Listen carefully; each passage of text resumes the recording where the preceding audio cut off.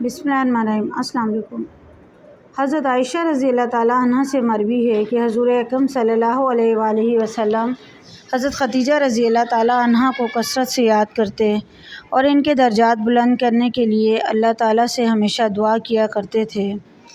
اسی طرح ایک دن اللہ کے رسول صلی اللہ علیہ وآلہ وسلم حضرت خدیجہ رضی اللہ تعالیٰ عنہ کا ذکر خیر کر رہے تھے کہ میں نے کہا، یا رسول اللہ صلی اللہ علیہ وآلہ وسلم، آپ ہر وقت اس بوڑھی عورت کا ذکر کرتے رہتے ہیں، حتیٰ کہ اللہ تعالیٰ نے آپ کو ان سے بہتر بیوی عطا کر دی ہے۔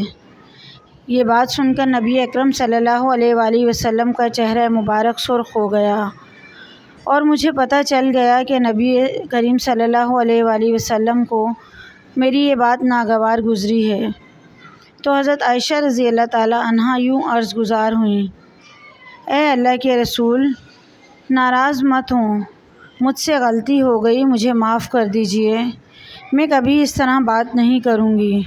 حضور اکرم صلی اللہ علیہ وآلہ وسلم نے مجھے معاف کرتے ہوئے فرمایا کہ خدیجہ اس وقت میرا سہارا بنی جب ہر طرف سے کفار مجھے اذیتیں دے رہے تھے۔ خدیجہ نے مجھے اس وقت پناہ دی جب سارے کفار میری جان لینے کے در پہ تھے۔ سرور کائنات صلی اللہ علیہ وآلہ وسلم اپنی بیویوں میں سب سے زیادہ حضرت خدیجہ رضی اللہ تعالیٰ عنہ کو یاد فرمایا کرتے تھے اور ان کے لیے دعا کرتے تھے۔ امام طبری اور ظاہری اور حضرت فتاوی سے مروی ہے کہ عورتوں میں سے پہلے اسلام قبول کرنے والی حضرت خدیجہ رضی اللہ تعالیٰ عنہ تھیں۔ حضرت محمد صلی اللہ علیہ وآلہ وسلم نے فرمایا کہ جب میں نے اپنی نبوت کے بارے میں خدیجہ کو بتایا تو اس نے اسی وقت اسلام قبول کر لیا۔ حضور اکرم صلی اللہ علیہ وآلہ وسلم نے فرمایا، جنت میں داخل ہونے والی افضل ترین عورتیں یہ ہیں: خدیجہ بنت خویلد، فاطمہ بنت محمد صلی اللہ علیہ وآلہ وسلم، مریم بنت عمران اور آسیہ بنت مزاحم۔ حضرت ابراہیم علیہ السلام کے علاوہ محمد صلی اللہ علیہ وآلہ وسلم کی ساری اولاد حضرت خدیجہ رضی اللہ تعالیٰ عنہ کے بطن سے پیدا ہوئی۔ حضرت سیدنا خدیجہ رضی اللہ تعالیٰ عنہ کے فوت ہونے کے بعد قریش مکہ نے نبی کریم صلی اللہ علیہ وآلہ وسلم کو بہت زیادہ تکالیف دینا شروع کر دی۔ امام قرطبی نے سورہ تحریم کی تفسیر میں اس طرح بیان کیا ہے کہ حضرت خدیجہ رضی اللہ تعالیٰ عنہ کے پردہ فرمانے کے بعد آپ صلی اللہ علیہ وآلہ وسلم کی پیاری بیٹی حضرت سیدہ بی بی فاطمہ رضی اللہ تعالیٰ عنہ بہت غمگین رہنے لگیں۔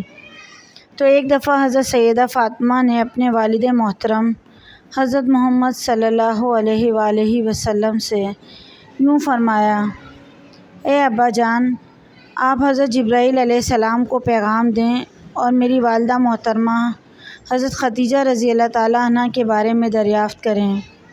تب تک مجھے کھانا پینا اچھا نہیں لگے گا جب تک مجھے میری والدہ کی برزخ کی حالت کے بارے میں پتہ نہ چل جائے۔ حضرت محمد صلی اللہ علیہ وآلہ وسلم نے حضرت جبرائیل علیہ السلام سے حضرت خدیجہ رضی اللہ تعالیٰ عنہ کے بارے میں پوچھا تو حضرت جبرائیل علیہ السلام نے فرمایا، اے اللہ کے نبی صلی اللہ علیہ وآلہ وسلم، حضرت بی بی فاطمہ رضی اللہ تعالیٰ عنہ کو فرما دیں کہ آپ کی والدہ حضرت خدیجہ رضی اللہ تعالیٰ عنہ حضرت سیدہ سارہ علیہ السلام اور حضرت سیدہ مریم علیہ السلام کے ساتھ بڑی شان و شوکت کے ساتھ جنت میں رہ رہی ہیں۔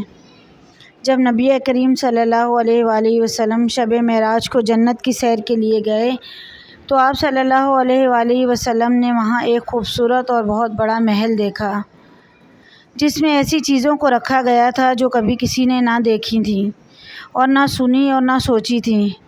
آپ صلی اللہ علیہ وآلہ وسلم نے فرشتوں سے پوچھا کہ یہ گھر کس کے لیے تیار کیا گیا ہے؟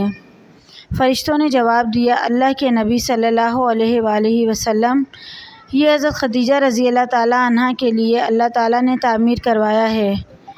یہ سن کر نبی کریم صلی اللہ علیہ وآلہ وسلم نے فرمایا کہ میں اللہ کا شکر ادا کرتا ہوں، اللہ تعالیٰ نے خدیجہ کو دنیا میں مال خرچ کرنے کے بدلے جنت میں اعلیٰ مقام عطا کر دیا ہے۔ بے شک تمام عورتوں کے لیے حضرت خدیجہ رضی اللہ تعالیٰ عنہ کی زندگی بہترین نمونہ ہے۔ یہاں تک کہ حضور اکرم صلی اللہ علیہ وآلہ وسلم نے بھی فرمایا ہے تمہارے اتباع و اقتداء کرنے کے لیے 4 عورتیں ہی کافی ہیں: مریم بنت عمران، خدیجہ بنت خولید، فاطمہ بنت محمد صلی اللہ علیہ وآلہ وسلم اور فرعون کی بیوی آسیہ۔ حضرت سیدہ خدیجہ ہی وہ پہلی ہستی ہیں جنہیں جنتی محل کی بشارت دی گئی اور خود اللہ پاک نے سلام بھی بھیجا۔ قرآن پاک میں سب سے پہلے آپ کو ہی ام المومنین کے لقب سے پکارا گیا۔ آپ نے سب سے پہلے حضور اکرم صلی اللہ علیہ وآلہ وسلم کی تصدیق کی تھی۔